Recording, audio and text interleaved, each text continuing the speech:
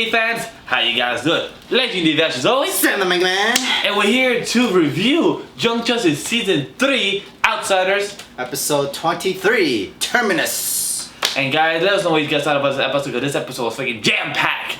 And my favorite part was the score. The score was back. The original score from Season 1. Like the video as well. And if you want more anime-related content or Western animation and want to give us recommendations for anime movies or Western animation movies for us to review and everything, let us know, because it ends next week. So if you guys still want Western animation content, let us know. On that, let's get straight to review, Sam. Yo, that cliffhanger!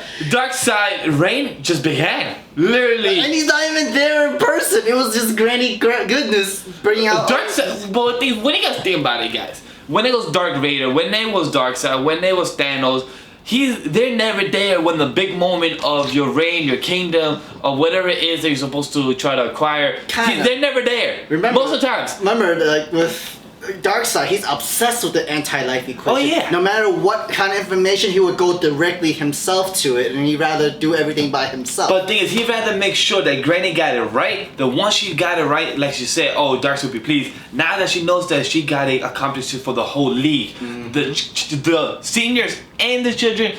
Under his palm of his fingers, now he could come in and be like, well, Granny, what did you got for me? He got all the generations of Young Justice, Justice League, the first Young Justice, and now the new Young Justice. Actually, Beast Boy is not there yet. That's what I'm gonna bring up for my theory in a bit.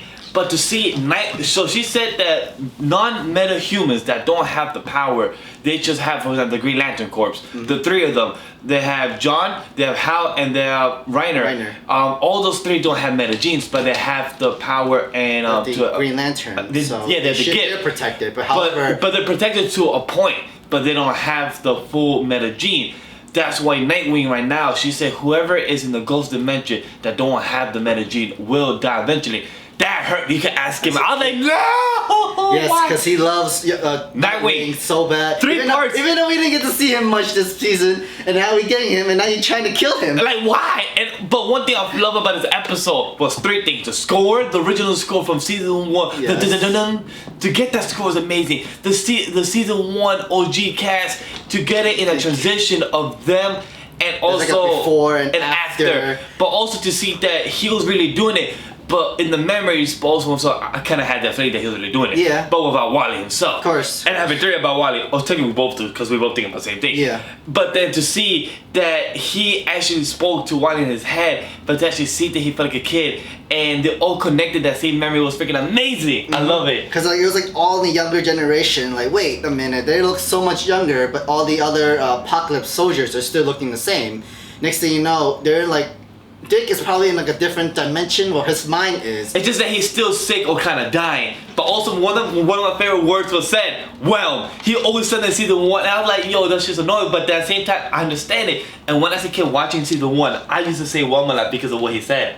It was something like that. I just catch on because he's my favorite character. There's a lot of great moments in this episode. Super great moments. There was a lot of good moments where Superboy had to tell Dick, he's like, you're already a leader. Now it's up to you. What type of leader you want to be? It's like, and it's so true because he was a leader of the Teen Titans, the Justice League, back in the comics, and she did actually said. And one of my favorite lines in Season 1 is that he said it to Black Canary, that I'm afraid to be Batman because I could never be him or want to be him, to Black Canary after what happened with my guy with that training. And that was my favorite line. And to actually bring this up again of him being a leader, which Nightwing, Dick Grayson always was supposed to take over Batman, take over the Justice League after. That's what Bruce Wayne wanted him to do. But since, you know, they grew up different ideals and everything, this episode meant a lot to me. Yes, definitely did, because we actually see the OG Wally, well, the kid Wally, but not the adult so Wally.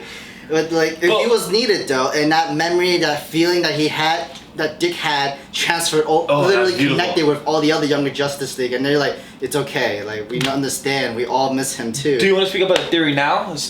Since we're on the topic about Wally? It's so, a little bit from the beginning of the episode, how it was so easy to have the anti-life equation to take out the entire Justice League.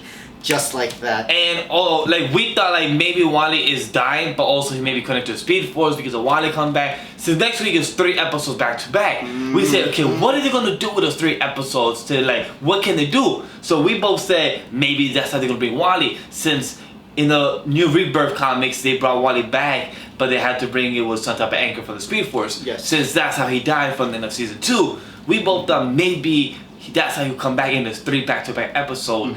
I will be happy to see, and if they don't do it, that's a really, really missed opportunity. I mean, there's a lot of opportunities you could still make with this, because we never thought the anti-life equation was going to be in the show completely. Because like, this is actually the first time we actually see the anti-life equation in any Western animation, any DC Universe show. Yeah, it was mentioned, but it wasn't really used. It didn't come out, but this is the first time they're using this. But it makes sense though of how they do it, because this is from many ways you can bring back Wally. It doesn't necessarily have to be where they bring him back with the anchor of the Speed Force. They can. True. They could still, and also there's also the other heroes as well. Yeah. The only thing that is different from this entire episode was having Jefferson. You just see his entire walking pace, no talking. No offense, but that's a useless subplot.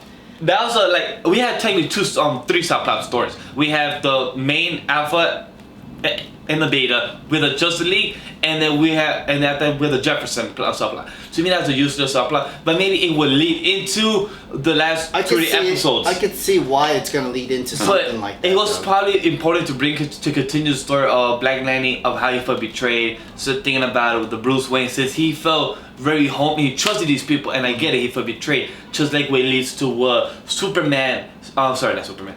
Not John Kent. That's his son. Damn, Connor. What Connor said to Megan the whole time throughout the episode. Every time she used her powers to do a brain blast like piece that, of her soul is piece of her soul. So I understand why, because she said that I don't do that anymore. Like yeah, but you lying still alters people's memories because they don't know what's the truth because you lied to them. So they cannot differentiate what's real or not. So I understand why. I understand where Connor's coming from, but also he has to understand it's the same position she has as Batman, as Aquaman, as Wonder Woman. They have to make the universe choice instead of themselves as a morality choice. True, of course. That's always the thing. Like, it's the matter of the greater good is which is more important: your group of your policies, your theories, your everything, your ideals, or your friends, the people that you love, you trust, and everything, that sort of thing. But I do understand where Megan is coming from. She's willing to already throw down her own life to help save everybody, because during the time when the Young Justice was going in to infiltrate, Aquaman tells Megan to literally mind wipe everybody and forget about the consequences, forget everything. This is what's needed to be able to take him down. And what she said to her husband, or taking her fiance there, it was beautiful because, are you brave enough to stop me? And that was really great line for the script. This was the best script as well for this season. This season was script. The best script for this episode of this season so far. Like they did it, no jokes. And if there was jokes, it landed well and everything. But that line was great because Superboy stood quiet. He's like, damn, you're right. I can't really do anything about it. You don't have a choice. But we also know, we have a feeling that someone in the original Young Justice is also going to die too. Well, we know Dick is going to, somehow later in the He better not die. He better not die. And now Megan, where we're coming in, where if she keeps using her powers, she will die as well. So in the beginning of the season, we said that in if you guys saw our winter season breakdown, we thought Superboy was gonna die of what the red flags were showing, but then the way he did the ring and everything, it's okay, they're probably trying to prove us he's not dying. Do you now think his wife will die? Megan? I think it's still a coin toss that anybody could still die. But between the two, the only thing that we don't have is Artemis is not doing anything that's important that would make you think that she dies. I think she's safe. I think she's safe. Neither is Calder either. He's safe, I think. He's not doing. There's not enough capture time where you see that he's gonna die. So we have Dick. They're throwing flags at him and shit like that. Dick better not die. If Megan dies, I'm fine because it's more for the story, and she has done a lot throughout the past 3 seasons. True. So it's more for the story. If she dies, I understand it, and it will be more of a point for Superboy to take probably some type of a mantle, or more of a leader position, more of the Superman leader of the Big Blue position. Of course. But if she dies, I would give them for it. It's still a coin toss. Not that I want her. It could still be anybody, honestly. But Dick better not die. Anybody. Dick better not die, man. It's to help story development is what they always say. Dick is not story development. It's how to make story useful. development. He's not useful during story development. He's there because he has to be. He's an A1 class. What's so funny is he was barely there to see after the season. He better not die. Someone better save him. Violet better save him somehow. Come on, hey, bring you life. Some chanting ancient language alive bullshit. This is more science fiction than the magic, you know? This is not Zatanna, it's not Dr. Fate coming in and handling this shit. Well, but it's true, 13 was not found either. 13 of them were not found. They said, they did mention Dr. Fate, so Dr. Fate may be involved in this as well in the last 3 episodes.